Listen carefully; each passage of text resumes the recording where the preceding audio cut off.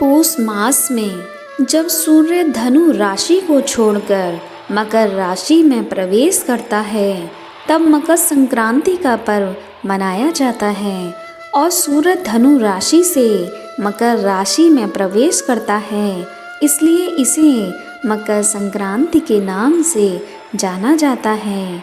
यह एकमात्र ऐसा त्यौहार है जिसे संपूर्ण भारतवर्ष में मनाया जाता है, चाहे इसका नाम व मनाने का तरीका कुछ भी हो। वैसे तो यह पर्व जनवरी माह की 14 तारीख को मनाया जाता है, लेकिन कभी कभी यह त्यौहार 12, 13 या फिर 15 तारीख को भी मनाया जाता है, क्योंकि यह त्यौहार पूरी तरह से सूर्य के मकर राशि में प्रवेश करने के दिन मनाया जाता है।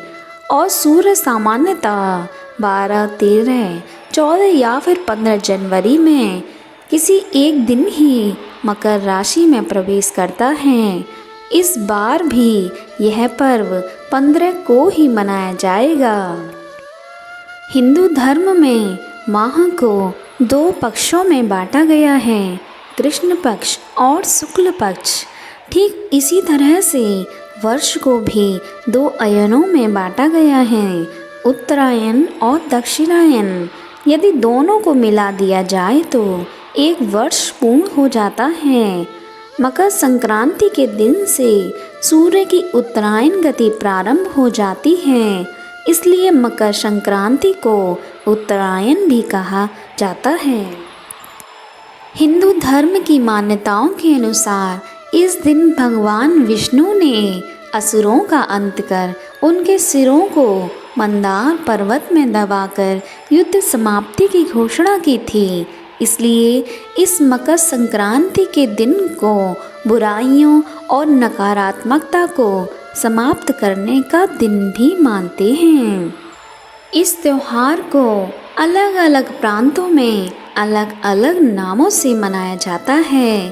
तमिलनाडु में इसे पोंगल के रूप में, तो आंध्र प्रदेश, कर्नाटक और केरला में केवल संक्रांति के नाम से मनाया जाता है, जबकि बिहार और उत्तर प्रदेश में इस त्यौहार को खिचड़ी के नाम से जाना जाता है।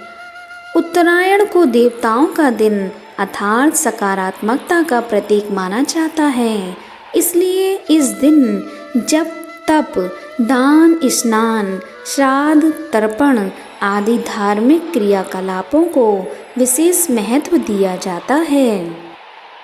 आखिर क्यों मनाते हैं मकर संक्रांति?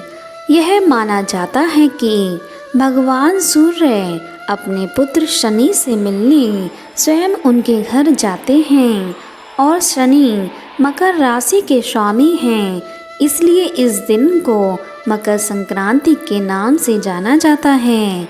पवित्र गंगा नदी का भी इसी दिन धरती पर अवतरण हुआ था, इसलिए भी मकर संक्रांति का पर्व मनाया जाता है। महाभारत में पितामह भीष्म ने सूर्य के उत्तरायण होने पर ही स्वेच्छा से शरीर का परित्याग किया था। इसका कारण यह था कि उत्तरायण में देह छोड़ने वाली आत्माएं या तो कुछ काल के लिए देवलोक में चली जाती हैं या पुनर्जन्म के चक्र से उन आत्माओं को छुटकारा मिल जाता है, जबकि दक्षिणायन में देह छोड़ने पर आत्मा को बहुत काल तक अंधकार का सामना करना पड़ सकता है। स्वयं भगवान श्री कृष्ण ने भी उत्तरायण का महत्व बताते हुए कहा है कि उत्तरायण के 6 मास के शुभ काल में जब सूर्यदेव उत्तरायण में होते हैं और पृथ्वी प्रकाश में रहती है, तो इस प्रकाश में शरीर का परित्याग करने से व्यक्ति का पुनर्जन्म नहीं होता और ऐसे लोग सीधे ही ब्रह्मा को प्राप्त होते हैं। इसके विपरीत जब सूर्य दक्षिणायन में होता है और पृथ्वी अंधकार में होती है, तो इस अंधकार में शरीर त्यागने पर पुनर्जन्म लेना पड़ता है। अनेक स्थानों पर इस त्योहार पर पतंग उड़ाने की परंपरा प्रचलित है। लोग दिन भर अपनी छतों पर पतंग उड़ाकर हर्षोल्लास के साथ इस उत्सव का मजा लेते हैं। विशेष रूप से पतंग उड़ाने की प्रतियोगिताएं भी आयोजित की जाती हैं। पतंग उड़ाने के पीछे धार्मिक कारण यह है कि श्री राम ने भी पतंग उड़ाई थी। संक्रांति का सेहत से जुड़ने का एक वैज्ञानिक कारण है।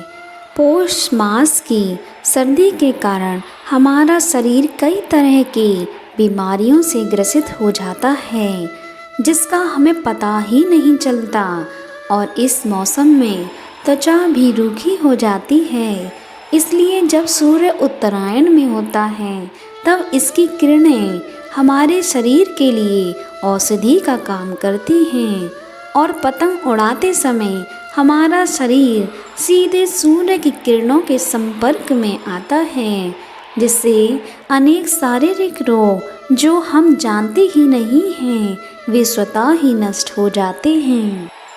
दिल में तरंग और सभी में अपनापन, जिंदगी में गुड़ जैसा मीठापन, आओ होकर साथ हम उड़ाएं पतंग और भर दें चारों ओर खुशियों के रंग।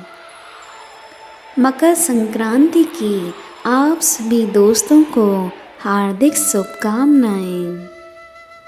फिर मिलेंगे दोस्तों अगली वीडियो के साथ। तब तक के लिए अपना ख्याल रखिए और हमेशा मुस्कुराते रहिए।